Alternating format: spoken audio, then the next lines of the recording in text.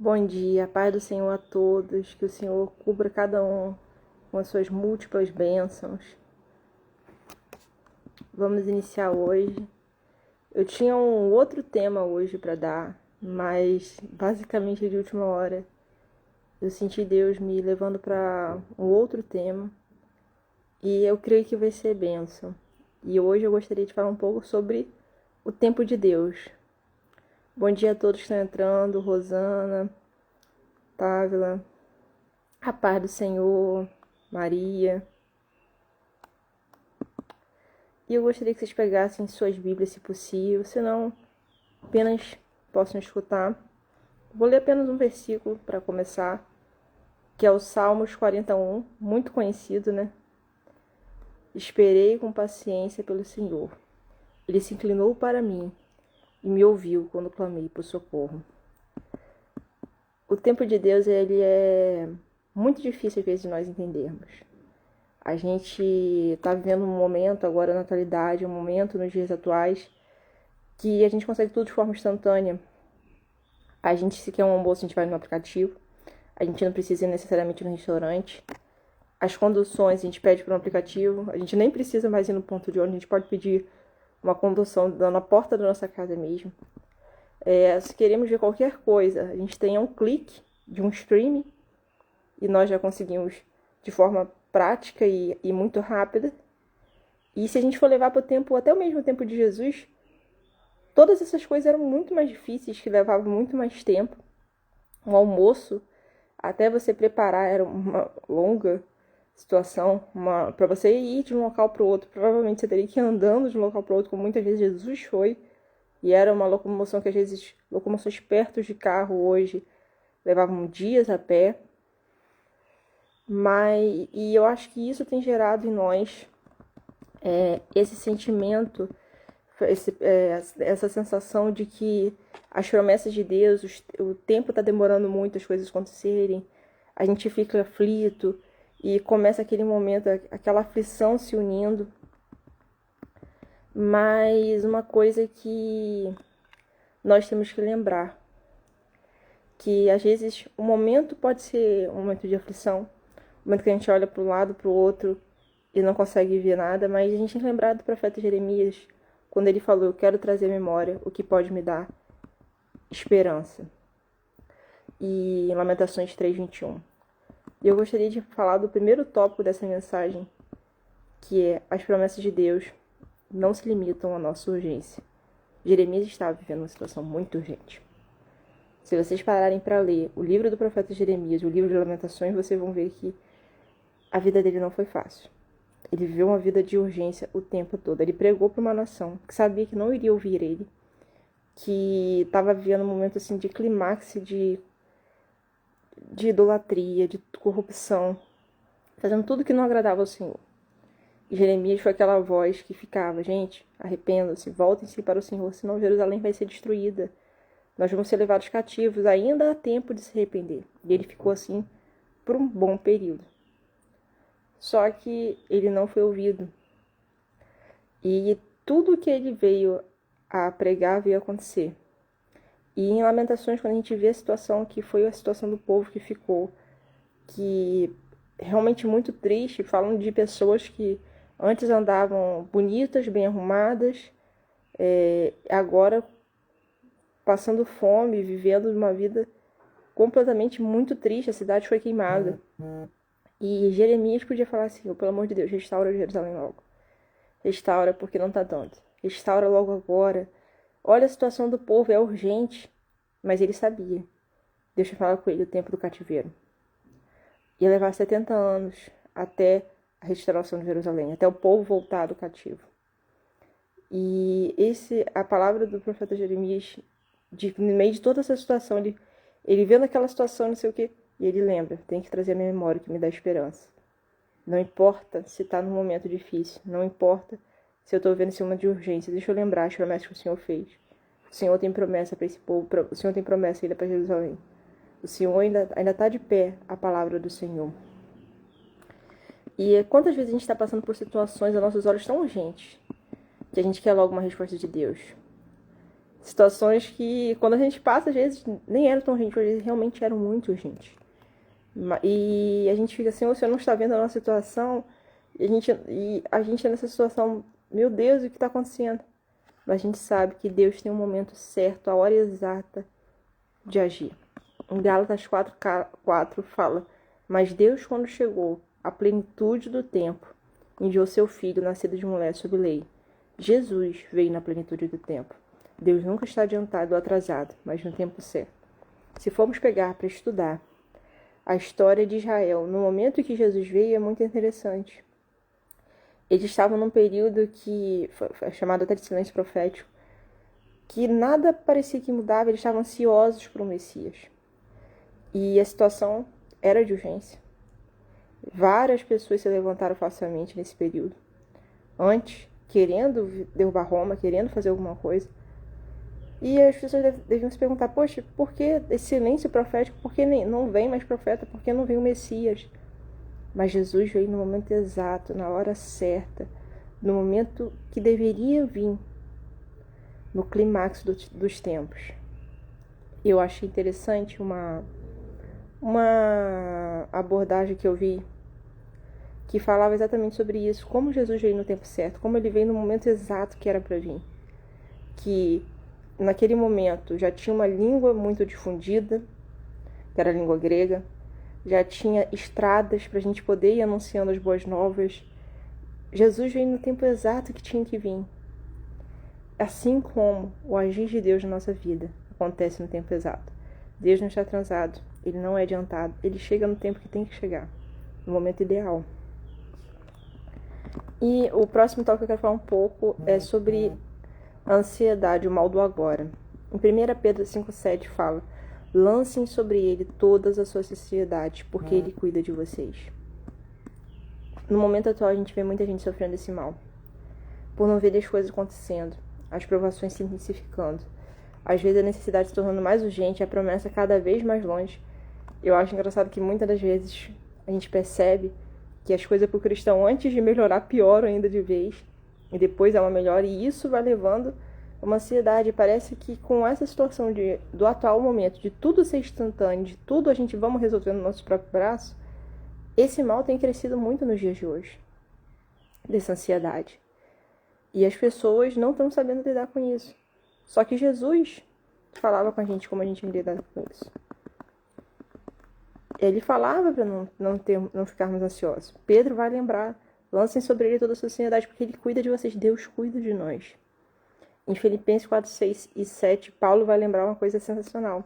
Não fiquem preocupados com coisa alguma, mas em tudo sejam conhecidos diante de Deus os pedidos de vocês pela oração, pela súplica com ações de graça. E a paz de Deus, que excede todo entendimento, guardará o coração e a mente de vocês em Cristo Jesus. Nós temos a paz de Jesus. Jesus nos deixou a paz dele. A partir do momento que levantamos a mão para ele, o Espírito Santo vai estar dentro de nós. Nós temos a paz. Jesus falou, deixo com vocês a minha paz. A minha paz lhes dou, não lhes dou como o mundo a dá. Que o coração de vocês não fique angustiado nem com medo. A paz do mundo é falta de problemas. A paz com Jesus é, mesmo com problemas, mesmo com adversidade, mesmo com qualquer coisa vindo, nós temos paz. Porque nós temos a esperança em Jesus. O Senhor nos dá uma paz acima de qualquer entendimento. A paz que tempestades estão vindo. A paz que Paulo e Silas enfrentaram no cárcere. E louvavam e oraram enquanto estavam presos. O próprio Paulo, durante o naufrágio, em paz. E tantos outros pessoas da Bíblia que falam de momentos que poderia estar caindo o mundo. Mas eles tinham a certeza, a convicção que Jesus estava com eles, existia uma paz de Deus. O Pedro também, durante a prisão, dormindo, o anjo tem que acordar ele. Jesus nos chamou para confiar. Em Mateus 16-25, do 34, ele fala algo extraordinário. Por isso digo a vocês, não se preocupem com a sua vida, quanto ao que irão comer ou beber, nem com o corpo, quanto mais ao que irão vestir. Não é vida mais do que alimento, não é o corpo mais do que roupas. Observem as aves do céu, que não semeiam, não colhem, nem ajuntam em celeiros. No entanto, o Pai de vocês que está no céu a sustenta. Será que vocês não valem muito mais do que as aves? Quem de vocês, por mais que se preocupe, pode acrescentar um corcovado ao curso de sua vida? E por que se preocupam com o que vão vestir? Observe como crescem os lírios do campo. Eles não trabalham, nem fiam. Eu, porém, afirmo a vocês, que nem Salomão, em toda a sua glória, se vestiu como qualquer deles. Ora, se Deus veste assim a erva do campo, que hoje existe, e amanhã é lançada no forno, não fará muito mais por vocês, homens de pequena fé? Portanto, não se preocupem, que comeremos, que beberemos, com que nos vestiremos, porque os gentios é que se preocupam com todas essas coisas. O Pai de vocês que está no céu sabe que vocês precisam de todas elas. Mas busquem em primeiro lugar o reino de Deus e sua justiça, e todas essas coisas lhes serão acrescentadas. Portanto, não se preocupe com o dia de amanhã, pois o amanhã trará seus cuidados. Basta o seu dia, o próprio mal. Exatamente isso. Nós sabemos que nós devemos confiar no Senhor. Jesus aqui nos chama um momento de confiança e nos leva a pensar e a entender. Nós não valemos muito mais que aves. E Ele não está cuidando das aves. Por acaso alguma coisa saiu do controle do Senhor? Ele sabe o que nós precisamos. Ele não vai deixar nada acontecer conosco que não estiver no seu controle. Tudo está no controle do Senhor. Ele fala, permaneçam firmes, confiem. Não se preocupe com o dia de amanhã. Será que por mais que se preocupe com o dia de amanhã, alguém pode acrescentar alguma coisa à vida? Não pode. Então cada um cuide do seu próprio dia. Que o dia de amanhã se dará. E o próximo tópico, para mim, é uma coisa maravilhosa, que é sendo perseverantes e pacientes. E isso é uma coisa, às vezes, muito difícil. A perseverança e a paciência, às vezes, se torna algo muito complicado. E uma frase que essa semana me chamou muita atenção, que é: a impaciência dos descrentes alimenta a incredulidade, enquanto a perseverança dos salvos fortalece a esperança no cumprimento de sua promessa. A gente sabe que os incrédulos, eles são impacientes. Isso só aumenta a incredulidade deles. Porque eles querem ver algumas coisas acontecendo no momento. Me veio à memória agora quando os fariseus falam, faz um milagre aí, faz alguma coisa. E Jesus fala, para vocês não vai ter outro sinal no seu de Jonas. E aí eles ficam irritados lá. Mas nós que nós cremos, nós temos que ser perseverantes, que nós veremos o cumprimento das promessas. Nós sabemos que todas as promessas de Deus se cumprem. Em Números 23:19, é dito que Deus não é homem para que minta, nem filho do homem para que mude de ideia. Será que tendo ele prometido não fará? Ou tendo ele falado não cumprirá? Confiem, ele é Deus, ele cumpre cada uma de suas promessas. Às vezes é difícil confiar, entrar nesse local de confiança. Só que não foi para isso que Deus nos chamou. Deus nos chamou para andar em fé. Nos levou para o local de confiança. Jesus quer que nós andemos em fé, que nós confiemos na sua palavra. E sua palavra é verdadeira e é digna de confiança. Às vezes as promessas de Deus demoram a se cumprir, mas a gente tem que ter fé. Eu acho interessante que os maiores nomes da Bíblia, todos eles demoram muito as coisas acontecerem. Davi leva 10 anos para se tornar rei, aproximadamente. Pode ter demorado até mais. Desde o momento que o profeta Samuel o ungiu, ele é perseguido por Saul. E só depois de todo esse período de peregrinação difícil que ele passou, que ele se torna rei de todo Israel. José leva 13 anos entre escravidão e cárcere, até o seu sonho que ele teve ainda na adolescência se cumprir. Abraão leva 25 anos no momento que Deus chama ele para sair da sua terra, do meio da sua parentela, que ele seria pai de multidões, até ele ter Isaac. São 25 anos andando com Deus em fé, andando para um local que ele não sabia o que era, andando para onde ele não imaginaria, mas confiando. Eu sei que ele falou comigo, eu vou, continuo e persevero. Todas as promessas se cumprem. E um versículo que me chamou muito a atenção essa semana, que foi vamos dizer assim, um versículo base que me fez começar e mudar o tema de hoje, que é Romanos 8, 24 e 25. Porque na esperança fomos salvos. Ora, esperança que se vê não é esperança. Por quem espera o que está vendo? Mas se esperamos o que não vemos, com paciência o aguardamos. Eu acho interessante falar que se temos esperança, nós estamos esperando algo que não vemos. Por isso a nossa esperança. E aí fala, esperar o que se vê não é esperança. Isso é uma coisa muito interessante. Então nós temos que ter esperança. As promessas de Deus vão se cumprir. Nós não estamos vendo. Mas é isso a esperança. Nós temos que esperar com paciência e aguardar. A gente sabe quem prometeu para nós. Esperar é difícil. O Cronos nosso é muito diferente, às vezes, do Kairos do Senhor. Né? O Cronos é o nosso tempo, o tempo humano. O Kairos é o tempo de Deus. E a nossa dimensão de tempo é muito diferente da dimensão de Deus. Nós sabemos que um dia equivale a 1000 anos e 1000 anos equivale a um dia para Deus. Então, para nós, às vezes, é muito difícil entender o tempo, entender a situação. A gente quer ser respondido na urgência do nosso problema, das nossas situações. Mas nós temos que ser perseverantes em fé. A gente sabe disso. A gente foi chamado para viver em fé. E a fé é o que é? Ora, a fé é a certeza das coisas que se esperam. A convicção de fatos que não se veem. Hebreus 11:1. Isso é fé. E nós sabemos que, de fato, sem fé é impossível agradar a Deus, porque é necessário que aquele que se aproxima de Deus creia que Ele exista e Ele recompensa o que buscam. Eu lembro de uma vez, eu estava numa aula e falou sobre esse tema, que sem fé é impossível agradar a Deus. E como isso é algo, pode parecer simples, mas que às vezes a gente não se dá conta da preciosidade disso aqui. Se nós estamos andando somente no que os nossos olhos veem, no nosso próprio braço, na nossa própria força, nós não estamos andando em fé. Nós não estamos confiando no Senhor. E, consequentemente, nós não estamos o agradando.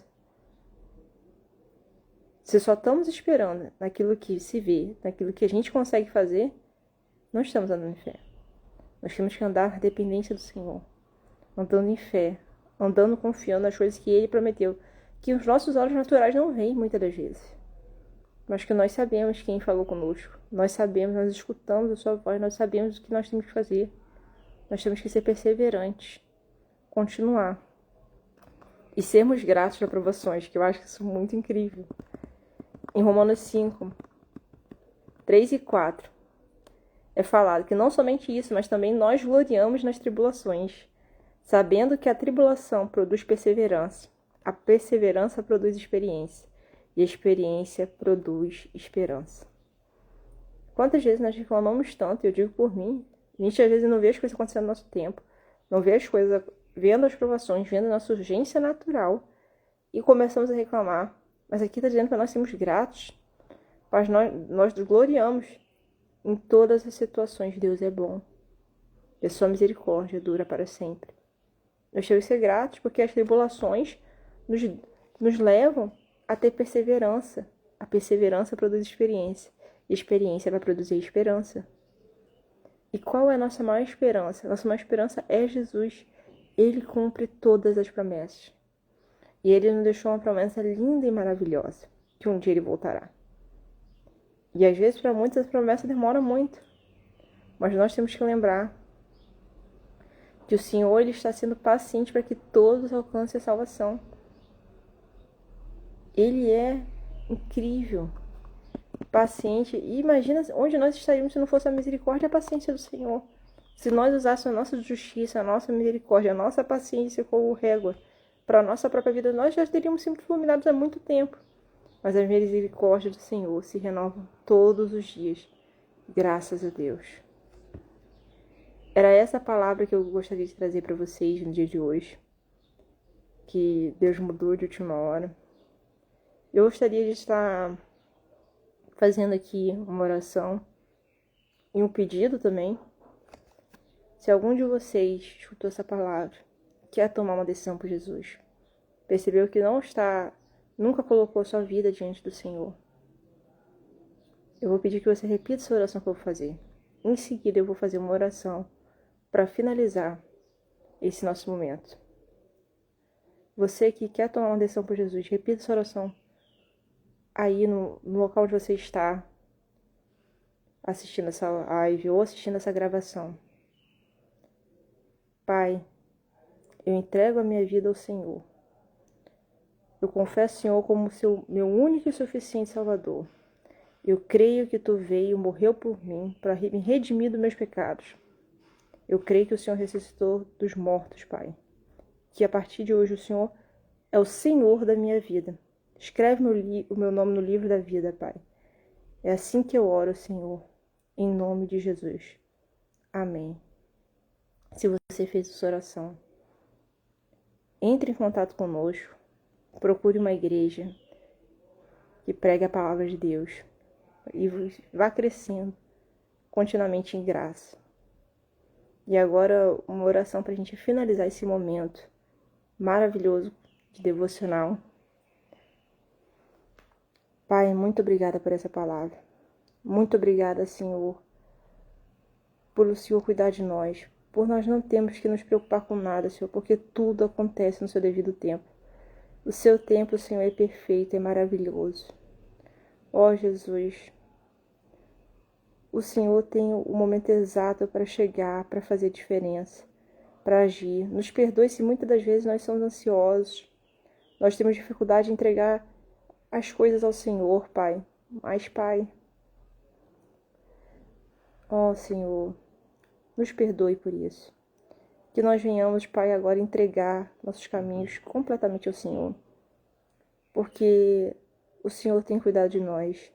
Nós não temos motivos para ficar ansiosos. E como o Senhor falou, Pai, mesmo com toda a nossa ansiedade, o que poderíamos acrescentar à nossa vida? Ó Jesus, o seu tempo é perfeito. Obrigada, Senhor, por essa palavra. Obrigada, Senhor, por esse dia que mais um dia amanheceu, por nós estarmos vivos. Cuida de cada um que for ouvir essa palavra, que está ouvindo agora ao vivo. Abençoa, Senhor, a vida deles, que tenham um final de semana, uma semana maravilhosa na Tua presença. Que eles possam ver as Suas promessas cumpridas, Pai. Ver, Senhor, a Tua bondade e a misericórdia na vida deles. Ó Senhor, muito obrigada pela graça. Perdoa os pecados de cada um aqui. Cuida, Senhor, que nós sejamos bênçãos por nós passarmos. Repreenda tudo que não provém de Ti. Muito obrigada por tudo, Pai, em nome de Jesus. Amém. Um ótimo sábado a todos. Fiquem com Deus.